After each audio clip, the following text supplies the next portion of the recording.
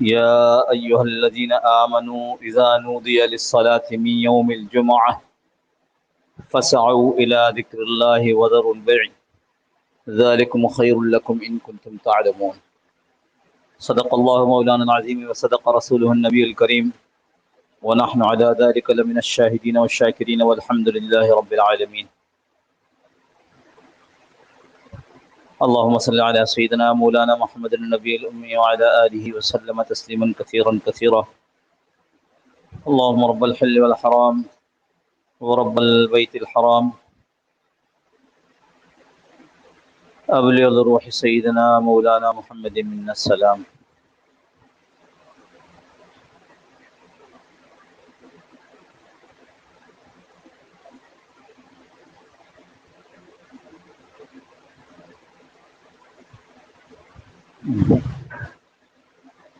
بزرگان محترم،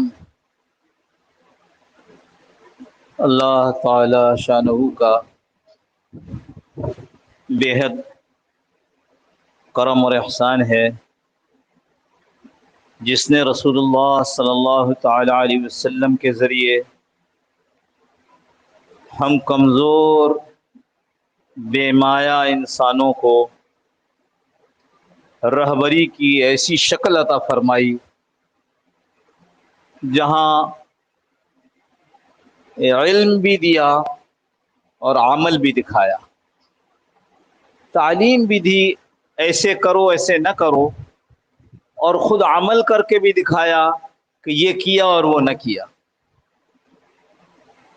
جہاں حضور صلی اللہ تعالی علیہ وسلم کی بعثت کا ذکر ایسے ہے کہ جس میں اللہ نے ان کو ہمارے لیے احسان فرمایا، لقد من اللہ، لقد من اللہ، من احسان، تحقیق احسان کیا اللہ نے، من اللہ، اللہ نے احسان کیا۔ ارے بہت سارے احسانات ہیں، لیکن جس احسان کو اللہ احسان فرما رہے ہوں اور اس کو جتا رہے ہوں وہ کیسا احسان ہوگا؟ اچھا کس پر کیا؟ علی المؤمنین، ایمان والوں پر احسان کیا۔ ایمان کس کے ذریعے ملا؟ اللہ کے نبی صلی اللہ علیہ وسلم کے ذریعے۔ اس بعث رسول، جبکہ ہم نے بھیجا ایک رسول، پیغام دینے والا، کیونکہ ہم ہر شخص کو براہ راست پیغام نہیں دیتے، اللہ کی پیغام کو براہ راست وصول کرنا یہ میرے تیرے جیسے آدمی کا کام نہیں ہے۔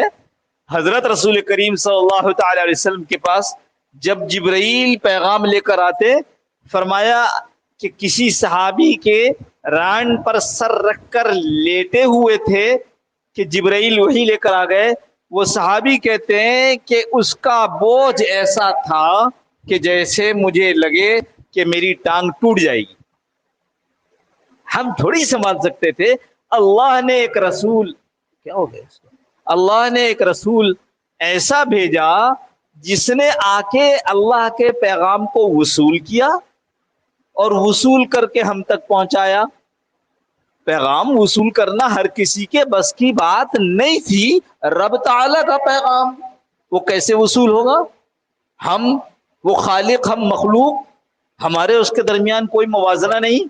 یہاں تک کہ جس کو اللہ نے اپنے رسول کی حیثیت سے چن کر پیدا کیا، جس کی نسلوں کی آدم سے لے کر کے اس تک، یعنی محمد صلی اللہ علیہ وسلم تک ایسی حفاظت فرمائی کہ ایک آدمی کسی حرام میں مبتلا نہ ہوا، پوری نسل میں، آدم علیہ السلام سے لے کر محمد صلی اللہ تعالی علیہ وسلم، محمد بن عبداللہ بن عبد مناف بن ہاشم بن قصی بن کلاب بن مرہ بن کعب بن لؤی، یہ عدنان تک کا، اس سے آگے اور ہیں۔ یہاں تک تو اللہ کے رسول نے خود فرمایا ہے کہ یہ ہیں یہ ہیں یہ ہیں، اس سے آگے اللہ کے رسول نے یہ فرما دیا کہ کذب النصابون، یہ جو نسب بیان کرنے والے نا جھوٹی بول دیتے۔ تو بعض روایت میں آ گیا، لیکن اللہ کے نبی صلی اللہ علیہ وسلم نے یہاں تک تو پکا فرمایا۔ اور اس سے آگے بھی کوئی ایک آدمی جو میں نے نام لیا نا، اس کے بعد اس کے ابا، اس کے ابا، اس کے ابا، اس کے ابا، آدم علیہ السلام تک کوئی ایک شخص اس میں کسی حرام کام میں مبتلا نہیں ہوا۔ تو جس کی ایسے حفاظت کی ہے، اس کے اوپر بھی جب وہی آئی تو کیا کرے؟ ما نبی قارئ، جبرائیل تم جو کہہ رہے مجھ سے پڑھا نہیں جا رہا. اگر کوئی مجھے یہ سکھائے فرینچ کے کچھ جملے تو میں اس کی نقل کر لوں گا نا سن کر کے. کوئی آپ کو دعا سکھاتا ہے حالانکہ آپ اس کا ترجمہ نہیں سمجھتے لیکن آپ اس کو یاد کر لیتے ہیں نا. آپ اس کو دیکھ کر نہیں پڑھ سکتے, آپ جانتے ہی نہیں ہے, لیکن ایسا ان پڑھ بھی سن کر تو پڑھ لیتا ہے. لیکن جب کہہ رہے ما انا بقارئن, اس کا ترجمہ محدثین نے عجیب کیا ہے اور فرمایا ما انا بقارئن, مجھ سے پڑھا نہیں جا رہا. یہ ہے وحی. ابھی سمجھ میں آ گئی بات. اللہ نے جس کی اس طرح تربیت کی وہ براہ راست پیغام وصول کرنے میں مشکل ہو رہی ہے, اور حضرت جبریل اس کو 3 مرتبہ سینے سے بھیجتے ہیں. میں اور آپ کس کھیت کی مولی ہیں. اس بعث فیہم رسولا, اتنا بڑا احسان کیا کہ میں نے تمہارے درمیان اپنا پیغمبر بھیج دیا. وہ سناتا بھی ہے, سکھاتا بھی ہے اور کر کے دکھاتا بھی ہے. کیسا زبردست پیغمبر ہے. اور آگے دوسرا بڑا احسان, اس بعث فیہم رسولا من انفسہم, تمہارے درمیان سے بھیجا ہے. ہاں, تمہارے درمیان سے بھیجا ہے. ایسا نہیں کہ کسی فرشتے کو پیغمبر بنا کے بھیج دیا. جب وہ آ کر کہتا کہ یہ کرو تو کہتے کیسے کریں, کہ دیکھو میں کر کے دکھا رہا ہوں. تم تو فرشتے ہو, تم تو کر سکتے ہو, ہم تو انسان ہیں. ابھی جب چھوٹے بچے کو پٹائی لگتی ہے پہاڑا یاد کرنے پر, خیر اب تو وہ کمپیوٹر وہ آ گئے تو لوگوں بچوں کو وہ, ہاں ہمیں اپنا زمانہ یاد ہے, پہاڑے یاد نہیں ہوتے تھے تو استاد مارتا. یاد کرو تو ہم کہ اتنے بڑے ہو گئے, انہوں نے یاد کر لیا تو ہمیں کیوں مارا. یہ تو اتنے بڑے نہیں. رسول من انفسکم, تمہارے میں سے بھیجا ہے تاکہ جب یہ بتائے اور وہ کر کے دکھائے تو تمہارے اوپر کوئی عذر نہیں ہو. تمہارا نفس یہ نہ کہے ارے یہ تو اتنے بڑے پیر صاحب ہیں, اگر یہ سنت پر چلتے ہیں تو کیا ہو گیا, ہم تو گناہگار ہیں. نہیں بھائی, یہ پیر صاحب بھی تمہارے جیسے تھے اور یہ نبی بھی تمہارے جیسوں میں سے آیا ہے. بشر ہے بشر, لیکن یاد رہے خیر البشر ہے. یہ دنیا میں جتنے بشر آدم علیہ السلام سے لے کر کے قیامت تک آئیں گے, جتنے آ چکے جو آئیں گے, سب بشر, لیکن ایک ہے جو خیر البشر ہے, محمد الرسول اللہ صلی اللہ علیہ وسلم. خیر, یہ تمہید کیوں کی میں نے, تاکہ یہ بات معلوم ہو جائے کہ جو نبی حکم دے رہے ہیں یہ میرا حکم ہے, اور یہ نبی کر کے دکھا رہے ہیں. چونکہ تم میں سے ہیں اس لیے تمہیں ماننا اور تمہارے لیے اس پر چلنا کوئی مشکل بات نہیں ہے. آیت میں نے کیا تلاوت کی, یا ایھا الذین آمنو, اے ایمان والو, یا ایھا الذین, اے وہ لوگو, آمنو جو ایمان لائے, جو بھی ترجمہ کر لے اس کا. اور میں نے شاید پہلے اس کا تذکرہ کیا ہے, کہتے عبداللہ ابن مسعود رضی اللہ عنہ نے فرمایا کہ جب قرآن کریم پڑھو اور اس میں جہاں کہیں سامنے آ جائے یا ایھا الذین آمنو, کیونکہ یہ تو کئی جگہوں پر ہے, یہ ایک دو جگہ کئی جگہ پر ہے, تو جب تم پڑھتے ہوئے دیکھو کسی آیت کے شروع میں آ رہا یا ایھا الذین آمنو, ہوشیار ہو جاؤ. کیوں؟ اس لیے کہ جب اللہ کہتے ہیں یا ایھا الذین آمنو تو اس کا ترجمہ یہ ہے کہ اللہ تم سے براہ راست مخاطب ہو رہا ہے. سلیم, کلیم, رحیم, نعیم, جانے کتنے لوگ ہیں دنیا میں, سب کا نام نہیں لیا, لیکن ترجمہ کیا ہے, جب سلیم پڑھے تو کہے تو سمجھے کہ اللہ کرے اے سلیم. نعیم پڑھے اس کو تو یہ سمجھ لے کہ اللہ کرے اے نعیم. سمجھ گئے بات. جب یا ایھا الذین آمنو آ جائے تو ہوشیار ہو جاؤ, کیونکہ اس کا مطلب یہ ہوتا ہے کہ اللہ تم سے براہ راست خطاب کر رہے ہیں. جب میں یہاں بیٹھا ہوا بات کر رہا ہوں, آپ اتنے سارے لوگ بیٹھے ہیں نا, آپ سے سب سے بات ہو رہی ہے. لہذا عام طور پر آدمی کبھی کبھی بیٹھا ہو کر دیکھ رہا ہماری طرف ہوتا ہے, لیکن کہیں اپنے گھر میں کاروبار میں ہوتا ہے. لیکن اگر میں آپ کے سامنے بیٹھ کر صرف آپ سے بات کر رہا ہوں تو یہ ممکن نہیں ہوتا کہ بات میں کر رہا ہوں اور آپ کہیں اور ہوں, اس لیے کہ میں آپ سے مخاطب ہوں, سامنے ایک اکیلا آدمی. یا ایھا الذین آمنو آ گیا تو سمجھ لو کہ اب یہ مجھ سے بات ہو رہی ہے, بالکل متوجہ ہو گئے. کیوں؟ حضرت عبداللہ بن مسعود رضی اللہ عنہ. دوسری بات, دیکھو عبداللہ بن مسعود کون ہے, اس کو سمجھو. یہ وہ صحابی ہیں جن کا رسول اللہ صلی اللہ تعالی علیہ وسلم کے مبارک حجرے میں جانا اور آنا اتنا تھا کہ نئے آنے والے جو مدینہ منورہ میں مسلمان ہونے کے لیے آتے وہ یہ سمجھتے کہ یہ ان کے گھر کے فرد ہیں. اسے کیا بات پتہ چلی کہ اللہ کے نبی صلی اللہ تعالی علیہ وسلم سے خوب سنا ہے اور خوب سمجھا ہے اور ان کے کہے پر خوب چلے ہیں. تو یہ تشریح ترجمہ میرا نہیں ہے، یہ تشریح ترجمہ کسی محدث مفسر کا نہیں ہے، یہ ترجمہ خود حضور صلی اللہ تعالی علیہ وسلم کے ایسے صحابی، ایسے شاگرد کا ہے کہ جو لوگ اس کو یہ سمجھتے تھے کہ استاد کا شاگرد نہیں ہے، یہ تو استاد کے گھر کا فرد ہے. تو جب یہ کہہ دیا جائے تو خوب متوجہ ہو جاؤ، یا ایھا الذین آمنوا. آگے ایک بات اور فرما دی، عبداللہ ابن مسعود رضی اللہ عنہ فرماتے ہیں اس کے آگے ہمیشہ یا تو کچھ کرنے کا کہا جائے گا یا کسی چیز سے رکنے کا کہا جائے گا، یعنی اس سے آگے کوئی حکم ہوگا. پڑھ کر سرسری مت گزرنا، اس کے آگے کوئی حکم ہوگا، کرنے کا کہا جائے گا تو اس کو کرنا. تم سے کہا گیا ہے، براہ راست تم سے کہا گیا ہے. اس میں کسی چیز سے رکنے کا کہا جائے تو رک جانا. کیوں؟ اس میں براہ راست تم کو روکا گیا ہے. یہاں کیا ہوا؟ یا ایھا الذین آمنوا اذا نودی للصلاۃ من یوم الجمعہ، جب تمہیں بلایا جائے جمعے کی نماز کے لیے، فاسعوا الی ذکر اللہ، تو دوڑ پڑو. فاسعوا ترجمہ تو یہ دوڑ پڑو، لیکن نماز کے لیے دوڑ کر آنا منع کیا گیا ہے. باوقار انداز میں آؤ، اس طرح آؤ کہ جب میرے پاس میرے دربار میں حاضر ہو تو تمہاری سانس پھولی بھی نہ ہو، تمہاری پوری توجہ میری طرف ہو، اطمینان، چین، سکون سے تم اس اللہ کے دربار میں حاضر ہو رہے ہو جس اللہ نے تمہیں سب کچھ دیا ہے، اور اس کے باوجود بھی تمہیں بے علم نہیں، لا علم نہیں چھوڑا، بلکہ ایسا نبی بھیج دیا جس نے تم کو وہ باتیں سجھا دی، سمجھا دی جو تم نہیں سمجھ سکتے تھے. فَاسْعَوْا إِلَىٰ ذِكْرِ اللَّهِ، تو لہذا ترجمہ مفسرین نے کیا تیز ہو جاؤ، تیزی کے ساتھ کرو، یعنی اب اسی کام کے لیے لگو.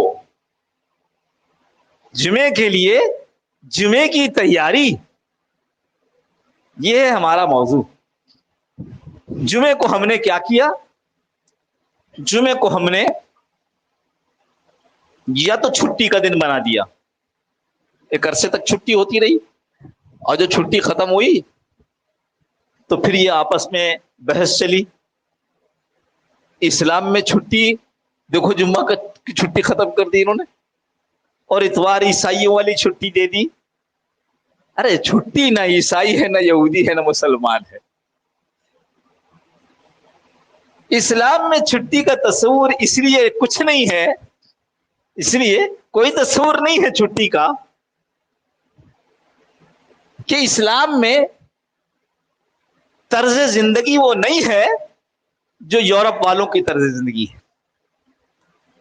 یورپ والوں کی طرز زندگی کیا ہے؟ جو بیل کی طرز زندگی ہے. صبح چارہ مل گیا، ناشتہ کر لیا، پیچھے ہل لگ گیا، اب سارا دن ٹک ٹک ٹک ٹک ٹک ٹک. دوپہر کو مالک نے بھی آرام کیا، اس نے بھی آرام کیا، پھر ٹک ٹک ٹک ٹک چل رہا بھائی. شام ہوئی تو مالک نے گھر لا کر کے ہل اتار دیا، اب یہ آرام سے بیٹھ گیا، اس کے سامنے چارہ ڈال دیا، اس نے کھانا کھا لیا، سو گیا، اگلے دن پھر وہی. ہم انسان ہیں، ہم بیل نہیں ہیں. ہماری زندگی کا بڑا مقصد کچھ اور ہے. کھانا پینا سونا یہ سب ہماری ضرورت ہے، جو ضرورت کے درجے میں کرنی چاہیے. ضرورت کا درجہ سمجھتے ہو؟ دفتر آئے ہو نا صبح سے، آ کر کہاں بیٹھے؟ کجی وہ دفتر میں ایک واش روم ہے، وہاں بیٹھا ہوا تھا. دفتر ہی میں تھا، پر دفتر کے واش روم میں تھا. کیوں؟ وہ دفتر ہی میں تو تھا. اللہ کے بندے، وہ تو ضرورت کے لیے بنایا ہے. اگر ضرورت محسوس ہو تو واش روم چلے جاؤ. یہ کہنا کہ میں صبح سے دفتر میں تھا لیکن تھا واش روم میں، تو لوگ کیا خیال کریں گے دماغ کے متعلق؟ ضرورت تو ضرورت پورے کرنے کے لیے، بس باقی جس کام سے آئے وہ کام کرو. کھانا پینا کمانا تو ضرورت کے درجے میں ہے. کام اصل کیا ہے؟ میرے مولا نے جو صبح سے شام تک کا حکم دیا اس کو پورا کرنا ہے. وہ کمائی کا حکم ہے تو کمائی میں اس طرح کرنا ہے، وہ کھانے میں حکم ہے تو کھانے میں اس طرح کرنا ہے، وہ لوگوں سے معاملات اور تعلقات میں ہے حکم تو اس کو پورا کرنا ہے۔ میرا اصل مقصد وہ ہے۔ پھر کیا ہوا؟ پھر یورپ میں کھانے پینے کا دور ایسا چلا، بلکہ اس سے بھی پہلے کی چھوٹی سی بات، ٹائم جو ہے نا ہمارا ہمیں روک دیتا ہے، اور پھر ہماری ضروریات کی تو 3 ہفتے ہم نے چھٹی کر لیا، چھٹی نہیں کی، کہیں اور جمعہ پڑھا رہا تھا جہاں میرا بیٹا پڑھاتا ہے، اور میرے بیٹے کا بیٹا بہت سخت چونکہ بیمار تھا اور وہ اس میں مصروف تھا، تو میں نے کہا میرے لوگ تو جو ہے وہ سیدھے سادے ہیں بیچارے ورنہ تو کمیٹیوں میں لوگ بولنا شروع کر دیتے ہیں، مولوی صاحب کہاں ہیں، مولوی صاحب 2 منٹ دیر سے آ گئے، ارے مولوی صاحب یہ کیا ہے، آپ کے کپڑے اتنے اچھے کیسے ہونے لگے، آپ تو آئے تھے تو آپ کے کپڑے میں پیون تھا، ہر چیز کو نوٹ کر کے پھر اعتراضات کرتے ہیں۔ میں نے کہا بیٹا آپ تو ایسا کرو، بچے کو دیکھو بہت زیادہ طبیعت خراب تھی تو اس لیے 3 ہفتے چھٹی کر دی، ابھی میں سمجھ رہا تھا کہ مضمون مکمل ہو جائے گا لیکن نہیں ہوگا۔ بس اتنا سمجھ لیجئے کہ جب یورپ نے اپنے چرچ اور اسٹیٹ کو الگ کیا، دین دنیا کو الگ کیا، باقاعدہ ایک بڑی تحریک تھی جس کا انشاءاللہ کوشش کروں گا کہ زندگی رہی تو اگلے جمعہ بیان کریں گے، اس کو جب الگ کیا تو الگ کرنے کی وجہ سے دنیا میں دنیا چلنے لگا اور چرچ ایک طرف ہو کر رہ گیا، اپنی حرکتوں سے ایک طرف ہو کر رہ گیا، اور دنیا میں یہ سمجھایا گیا کماؤ کماؤ، یہاں تک کہ آدمی کو کہا جانے لگا اکانومک مین، یعنی کچھ پیداواری دینے والا آدمی۔ ابھی ہمارے یہاں بھی ہو گیا، بچے سے پوچھتے ہیں ابا کی طبیعت خراب تھی اب کیسے ہیں، کہتے ہیں ٹھیک ہو گئے، کام پہ جانے لگے، یعنی کہ کام پہ جانے لگے تب ٹھیک ہوئے۔ آدمی ٹھیک اسی وقت ہے جب وہ کمائی کرے، عورت اسی وقت اچھی ہے جب وہ کمائی کرے، اگر وہ گھر میں بچے پال رہی ہے تو وہ بقول ان لوگوں کے نعوذ باللہ من ذالک، اللہ نے جس کام کے لیے پیدا کیا کہتے ہیں عضو معطل بنا دیا، یعنی ایسے جیسے کسی بازو کو اگر فالج ہو جائے تو یہ معطل ہو جاتا۔ انا للہ و انا الیہ راجعون، اللہ نے جس کام کے لیے پیدا کیا اور جس کام کے ذریعے دنیا میں بڑے بڑے نبی وجود میں آئے اس کو کہتے ہیں عضو معطل۔ استغفر اللہ، اللہ رحم فرمائے، ہم بھی اس پر ایمان لے آتے ہیں۔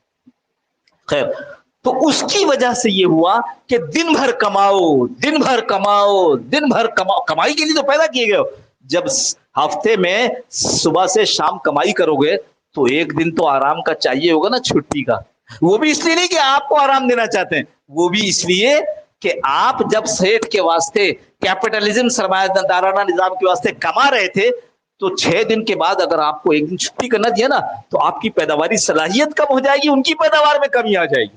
آپ کے ساتھ کسی کو ہمدردی نہیں ہے، آپ کے ساتھ ہمدردی نہیں ہے، ہمدردی پیداواری صلاحیت کے ساتھ ہے جو سرمایہ دارانہ نظام کو روز بروز مضبوط کرے۔ اللہ معاف فرما دے، اللہ میں سمجھ عطا فرمائے۔ انشاءاللہ کوشش کریں گے کہ پھر اس کو تھوڑا تھوڑا کر کے مکمل کر لیں۔ وآخر دعوانا الحمدللہ رب العالمین۔